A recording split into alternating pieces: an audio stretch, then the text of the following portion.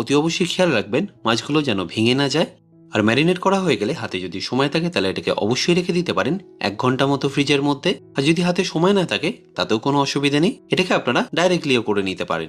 আচ্ছা, এবার এটাকে আপনারা কলাপাতায় কিভাবে মুড়বেন সেটাও দেখে নিন। সবার প্রথম আগে আমি কলাপাতাগুলোকে বিছিয়ে নিচ্ছি, আর তারপর এই মাছগুলোকে আমি দিয়ে দিচ্ছি কলাপাতার একদম মাঝখানে। আর প্রত্যেকটা মাছের ওপর এরকম একটা করে চেরা লঙ্কা রেখে দেবেন, আর দিয়ে দেবেন সামান্য একটু সর্ষের তেল। আচ্ছা, এবার দেখে নিন কলাপাতাটা মুড়তে কিভাবে হবে। প্রথমেই আগে সাইডগুলো মুড়ে দেবেন, তারপর নিচের দিকটা থেকে মুড়ে এইভাবে সেন্টারে আনবেন, আর তারপর অপোজিটে কলাপাতাটা দিয়ে এটাকে ক্লোজ করে দেবেন।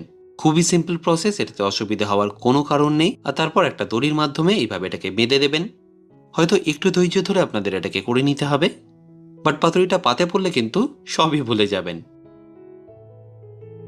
তাহলে হয়তো আপনারা নিশ্চয়ই দেখতে পেলেন আমি সবকটা পাতুরি একবারে ভালো করে বেঁধে নিয়েছি। এবার এই পাতুরিগুলোকে আমি দুটো পদ্ধতিতে আপনাদের করে দেখাবো।